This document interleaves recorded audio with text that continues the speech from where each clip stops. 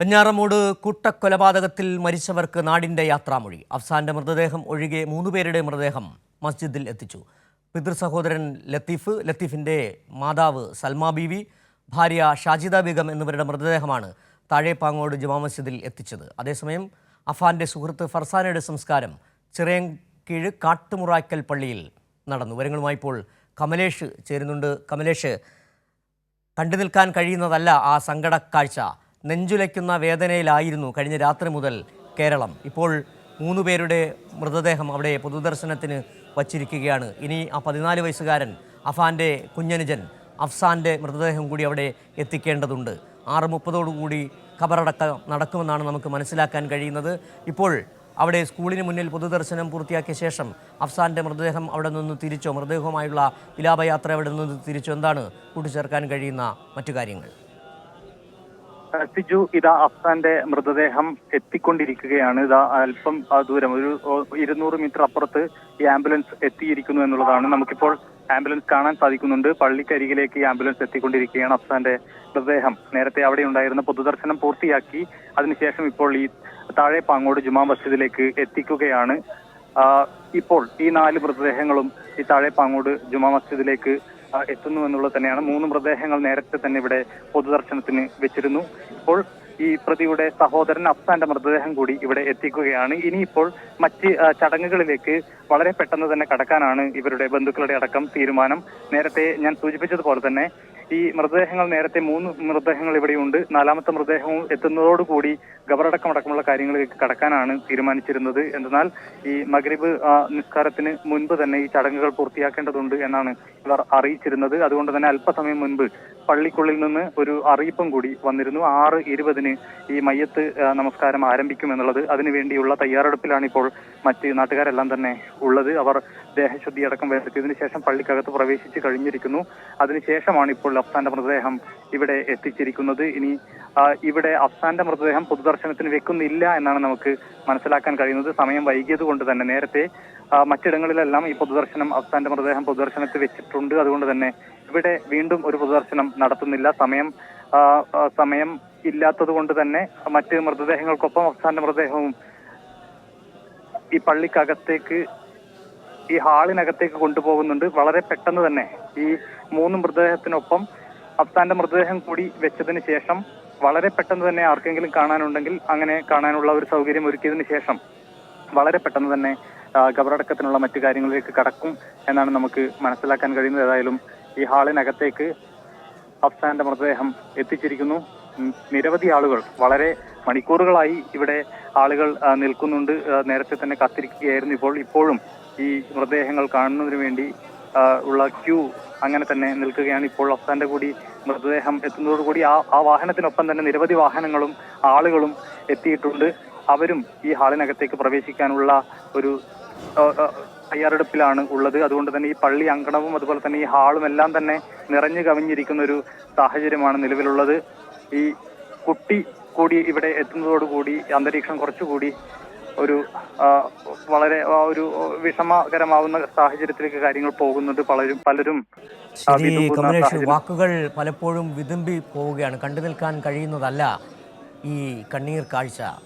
14 വയസ്സുകാരനായ കുഞ്ഞനുജന് കുഴിമന്തി വാങ്ങിക്കൊടുത്ത ശേഷം വീട്ടിലേക്ക് കൊണ്ടുവന്ന് ചുറ്റിക ഉപയോഗിച്ച് മുഖമടിച്ചു തകർത്ത് കൊലപ്പെടുത്തിയ ആ ക്രൂരത, ഒരുപക്ഷേ അഫാൻ സഞ്ചരിച്ച വഴികളേക്കാൾ കൂടുതൽ ഇനി അറിയേണ്ടത് ആ വികൃത മനസ്സിൻ്റെ സഞ്ചാര വഴികളെക്കുറിച്ചാണ്.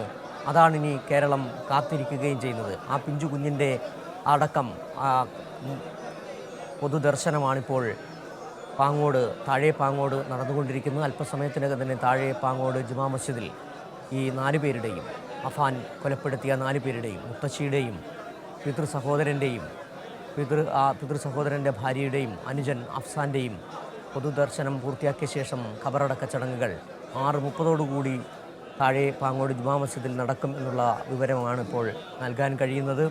അവിടെ അറിയുന്നവരും അറിയാത്തവരുമായ ബന്ധുക്കളും നാട്ടുകാരും സുഹൃത്തുക്കളും അടക്കമുള്ള MLA-മാരടക്കമുള്ളവർ അവിടെ എത്തിച്ചേർന്നു. CPM സംസ്ഥാന secretary MV Govindan master, CPIM Thiruvananthapuram ജില്ലാ secretary V Joy, A Rahim MP, DK Murali അടക്കമുള്ളവർ അവിടെ ഇപ്പോൾ അന്തിമ ഉപചാരം അർപ്പിക്കാൻ വേണ്ടി, അന്ത്യയാത്ര നൽകുന്നതിന് വേണ്ടി എത്തിച്ചേർന്നിട്ടുണ്ട്. ഒരു രാത്രി മുഴുവൻ, ഒരു പകൽ മുഴുവൻ, ഒരു രാത്രിയും ഒരു പകലും കേരളം കണ്ണടച്ച്, കേരളം നെഞ്ച് വേദനയോട് കണ്ട ആ കാഴ്ച. എന്തിന് 23 വയസ്സുകാരൻ അഫാൻ സ്വന്തം ഉറ്റവരെ, ഏറ്റവും പ്രിയപ്പെട്ടവനായിരുന്ന അനുജനെ വരെ കൊലപ്പെടുത്തിയ ശേഷം ഈ ക്രൂരകൃത്യം ചെയ്തതെന്തിന്? ആ ചോദ്യമാണ് മലയാളിയുടെ മനസ്സിനെ വല്ലാതെ ഉലച്ചുകൊണ്ടിരിക്കുന്നത്. കമലേഷ് ഒരിക്കൽ കൂടി ചേരുന്നു. കമലേഷ്, ഇപ്പോൾ നിരവധി പേരാണ് അവിടെ വന്നുകൊണ്ടിരിക്കുന്നത്. ഒരാൾക്കും കണ്ടു നിൽക്കാൻ കഴിയുന്നതല്ല ഈ കാഴ്ച. വല്ലാതെ മനസ്സ് പിടിച്ചുലയ്ക്കുകയാണ് ഓരോ മലയാളിയെയും. എന്താണിപ്പോൾ ഇനി? അല്പസമയത്തിനകം തന്നെ അവിടെ നിന്നും മൃതദേഹങ്ങൾ ജുമാ മസ്ജിദിലേക്ക്, താഴെപ്പാങ്ങോട് ജുമാ മസ്ജിദിലേക്ക് കൊണ്ടുപോകും അല്ലേ? തീർച്ചയായും ഇപ്പോൾ അഫ്സാന്റെ മൃതദേഹം ഈ ഹാളിനകത്തേക്ക് കൊണ്ടുപോയിട്ടുണ്ട്. ഇപ്പോൾ 4 മൃതദേഹങ്ങളും ഒരുമിച്ച് വെച്ച് അല്പനേരം പൊതുദർശനം നടക്കുകയാണ്.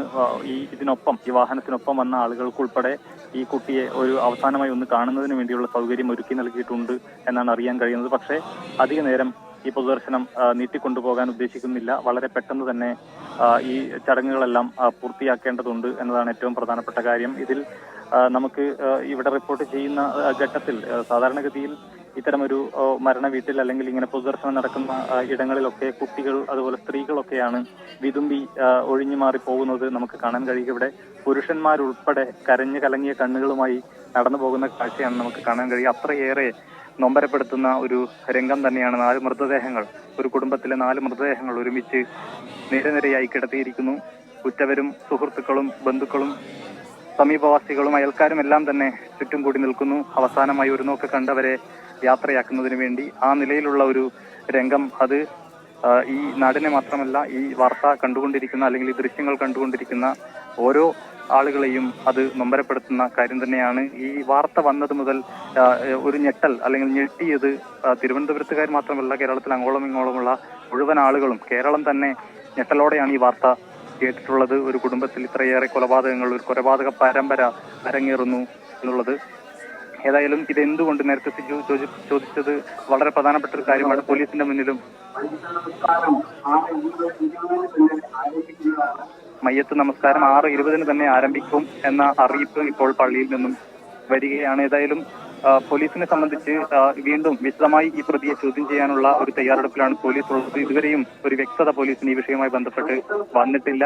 സാമ്പത്തിക ബാധ്യതയുടെ ഭാഗമായിട്ടാണ് ഈ കൊലപാതകങ്ങളെല്ലാം നടത്തിയിട്ടുള്ളത് എന്നാണ് പ്രതി ആവർത്തിച്ചുകൊണ്ടിരിക്കുന്നത് പോലീസിനോട്. പക്ഷേ അത്തരമൊരു ആ ഒരു വാക്ക് പൂർണ്ണമായും, ആ മൊഴി പൂർണ്ണമായും വിശ്വാസത്തിലെടുക്കാൻ പോലീസ് തയ്യാറായിട്ടില്ല. അങ്ങനെയെങ്കിൽ അത്തരത്തിൽ സാമ്പത്തിക ബാധ്യതയുണ്ടെങ്കിൽ എന്തുകൊണ്ട് 2 ദിവസം മുൻപ് ഈ സ്ത്രീ സുഹൃത്തിനെ അടക്കം തന്റെ വീട്ടിലേക്ക് വിളിച്ചു കൊണ്ടുവരികയും അവരെ അടക്കം കൊലപ്പെടുത്തുകയും ചെയ്യുന്ന കാര്യത്തിലേക്ക് കടക്കുന്നത് എന്തിന് എന്നൊരു കാര്യമുണ്ട്. അതോടൊപ്പം ഈ മുത്തശ്ശിയെ വളരെ കിലോമീറ്ററുകൾക്ക് അപ്പുറത്തുള്ള വീട്ടിലെത്തി മുത്തശ്ശിയെ കൊലപ്പെടുത്തുന്ന എന്തിന്? അതുപോലെ തന്നെ 8-9 കിലോമീറ്റർ, സ്വന്തം വീട്ടിൽ നിന്നും 8-9 കിലോമീറ്റർ അപ്പുറത്തുള്ള പിതൃ സഹോദരനെയും ഭാര്യയും അതിക്രൂരമായി ചുറ്റികൊണ്ട് തലയിലും മുഖത്തുമൊക്കെ അടിച്ച് കൊലപ്പെടുത്തുന്നത് എന്തുകൊണ്ട്? അത്തരത്തിലുള്ള ഒരു വൈരാഗ്യത്തിലേക്ക്, അത്രയും ക്രൂരമായ ഒരു കൊലപാതകത്തിലേക്ക് പോകേണ്ടതിന്റെ കാര്യം എന്ത്? സാമ്പത്തിക ബാധ്യത മാത്രം ഉള്ള ഒരാൾക്ക് എന്തിന് ഇത്ര നീചമായി, അല്ലെങ്കിൽ സ്വന്തം അനിയനെ പോലും ചുറ്റികൊണ്ട് തലക്കടിച്ച് കൊലപ്പെടുത്തുന്ന ഒരു നിലയിലേക്ക് കാര്യങ്ങൾ പോകുന്നത് എന്തിന് എന്ന ചോദ്യം സ്വാഭാവികമായും പോലീസിന് മാത്രമല്ല, ഇത് കാണുന്ന ഓരോരുത്തർക്കും മനസ്സിൽ ഉണ്ടാകുന്ന ഒരു ചോദ്യമാണ്. ആ ചോദ്യത്തിനെല്ലാം ഉത്തരം ലഭിക്കേണ്ടതുണ്ട് എന്നത് തന്നെയാണ് ഏറ്റവും പ്രധാനപ്പെട്ട കാര്യം. ഏതായാലും വളരെ പെട്ടെന്ന് തന്നെ ഈ മയ്യത്ത് നമസ്കാരത്തിനുള്ള ചടങ്ങുകളിലേക്ക് പള്ളിയിൽ കാര്യങ്ങൾ പുരോഗമിക്കുകയാണ്. ആളുകളെല്ലാം തന്നെ ദേഹശുദ്ധി വരുത്തി ഈ പള്ളിക്കകത്തേക്ക് പ്രവേശിച്ചുകൊണ്ടിരിക്കുകയാണ്. ഈ പള്ളിയിൽ ഏതാണ്ട് മുഴുവൻ ആളുകളും ഈ പള്ളിക്കകത്ത് കയറി കഴിഞ്ഞിട്ടുണ്ട്. പുറത്ത് നിൽക്കുന്ന ആളുകളെയെല്ലാം പള്ളിക്കകത്ത് പ്രവേശിക്കാൻ വേണ്ടിയാണ് ഇപ്പോൾ ഈ ഒരു നിർദ്ദേശം പള്ളിയിൽ നിന്നും വന്നിട്ടുള്ളത്. അത്തരത്തിലുള്ളൊരു അനൗൺസ്മെന്റ് ആണ് വന്നത്. 6:20 മയ്യത്ത് നമസ്കാരം ആരംഭിക്കും. അതിനു മുൻപ് ആളുകളെല്ലാം തന്നെ പള്ളിക്കകത്ത് പ്രവേശിക്കണം എന്ന നിർദ്ദേശമാണ് ഇപ്പോൾ വന്നിട്ടുള്ളത്. ഏതായാലും ഈ ഹാളിനകത്ത് നിന്നും വളരെ പെട്ടെന്ന് തന്നെ 4 മൃതദേഹങ്ങളും ഈ മയ്യത്ത് നമസ്കാരം പൂർത്തിയാവുന്നതോടുകൂടി ഖബറടക്കത്തിലേക്ക് കാര്യങ്ങൾ കടക്കുകയാണ്. 6:30 ഖബറടക്കം പൂർത്തിയാക്കാനാണ് നിലവിൽ ആലോചിക്കുന്നത്. സിജു, കമലേഷ്, ആ ചലനമറ്റ ശരീരങ്ങൾ നോക്കി കടന്നു പോകുമ്പോൾ കരയാനാകാതെ കടന്നു പോകാനാകുന്നില്ല ആർക്കും. നമുക്ക് കാണാൻ കഴിയുന്ന ദൃശ്യങ്ങൾ അങ്ങനെ തന്നെയാണ്. അത് ആബാലവൃദ്ധം, അതായത് ചെറു കുട്ടികൾ മുതൽ വളരെ പ്രായമായവർ വരെ ആ മൃതദേഹങ്ങൾ കണ്ട് വല്ലാതെ നെഞ്ചുലഞ്ഞാണ് കടന്നു പോകുന്നത്. എങ്ങനെ ഈ കൃത്യം ചെയ്തു എന്നുള്ള വല്ലാത്തൊരു ചോദ്യം. ഒരുപക്ഷെ മാധ്യമപ്രവർത്തകരായ നമ്മൾക്ക് തന്നെ പ്രതിസന്ധി ഉണ്ടാക്കുന്ന ഒരു ഘട്ടം. ഇത്തരം വാർത്തകൾ റിപ്പോർട്ട് ചെയ്യുമ്പോൾ വല്ലാതെ നെഞ്ച് പിടയുന്ന, വേദനിച്ചു പോകുന്ന നിമിഷങ്ങൾ, വാക്കുകൾ വല്ലാതെ മുറിഞ്ഞു പോകുന്ന ഒരു സാഹചര്യം. ഒരു കുഞ്ഞനുജനെ ഏറ്റവും ഇഷ്ടപ്പെട്ട ജ്യേഷ്ഠൻ എങ്ങനെ ഇത്ര ക്രൂരമായി കൊലപ്പെടുത്തി എന്നുള്ളത്, 95 വയസ്സുകാരിയായ മുത്തശ്ശിയെ എങ്ങനെ കൊലപ്പെടുത്തി എന്നുള്ളത്, സ്വന്തം മാതാവിനെ എങ്ങനെ കൊലപ്പെടുത്തി എന്നുള്ളത്, ഏറ്റവും അധികം ഇഷ്ടപ്പെട്ടിരുന്ന ഫർസാന എന്ന് പറയുന്ന കൂട്ടുകാരി എങ്ങനെ കൊലപ്പെടുത്തി എന്നുള്ളത് വല്ലാത്ത ചോദ്യം. അഫാൻ്റെ ആ വികൃത മനസ്സിൻ്റെ സഞ്ചാര വഴികൾ എങ്ങനെയൊക്കെയാണെന്നുള്ളത് ഇനിയും കണ്ടെത്തേണ്ടിയിരിക്കുന്നു. എന്തിനു കൊലപ്പെടുത്തി? എന്തായിരുന്നു കാരണങ്ങൾ? അതിൽ സാമ്പത്തികമാണോ? അതിൽ പ്രണയത്തിൻ്റെ നിരാശയുണ്ടോ? എല്ലാ കാര്യങ്ങളും ഇനി അന്വേഷണത്തിലൂടെ തിരിച്ചറിയേണ്ടതുണ്ട്. ഏതായാലും അഫാൻ ഇപ്പോഴും മെഡിക്കൽ കോളേജിൽ തന്നെയാണുള്ളത്. പോലീസ് ചോദ്യം ചെയ്യൽ കൃത്യമായി നടത്തിയിട്ടില്ല. ഏതായാലും ഇപ്പോൾ നമ്മൾ കണ്ടുകൊണ്ടിരിക്കുന്നത് താഴെ പാങ്ങോട് ജുമാ മസ്ജിദിൽ നിന്നുള്ള ദൃശ്യങ്ങളാണ്. 4 പേരുടെ മൃതദേഹങ്ങൾ അവിടെ പൊതുദർശനത്തിന് വച്ചിരിക്കുന്നു. അഫാൻ്റെ മുത്തശ്ശി, അഫാൻ്റെ സഹോദരൻ, പിതാവിൻ്റെ ജ്യേഷ്ഠൻ, പിതാവിൻ്റെ ജ്യേഷ്ഠൻ്റെ ഭാര്യ, അനുജൻ അഫ്സാൻ എന്നീ 4 പേരുടെ മൃതദേഹങ്ങളുടെ പൊതുദർശനമാണിപ്പോൾ താഴെ പാങ്ങോട് ജുമാ മസ്ജിദിൽ നടക്കുന്നത്. 6:20 മയ്യത്ത് നമസ്കാരം നടക്കുമെന്നുള്ള വിവരമാണ് നേരത്തെ ജമാഅത്ത് ഭാരവാഹികൾ അറിയിക്കുകയും ചെയ്തത്. വെഞ്ഞാറമൂടിലും പരിസര പ്രദേശങ്ങളിലുമുള്ള നൂറുകണക്കിന് ആളുകളാണ് ഈ 4 പേരെയും, ഒരു ജ്യേഷ്ഠൻ്റെ ക്രൂരതയ്ക്കിരയായ അനുജനെ ഉൾപ്പെടെ അവസാനമായി ഒരു നോക്ക് കാണുവാനായി താഴെ പാങ്ങോട് ജുമാ മസ്ജിദിലേക്ക് എത്തിച്ചേർന്നുകൊണ്ടിരിക്കുന്നത്. അല്പസമയത്തിനകം തന്നെ 4 പേരുടെയും ഖബറടക്ക ചടങ്ങുകൾ നടക്കും. നേരത്തെ ഫർസാനയുടെ ഖബറടക്കം ചിറയൻകീഴിലെ ജുമാ മസ്ജിദിൽ നടക്കുകയും ചെയ്തു.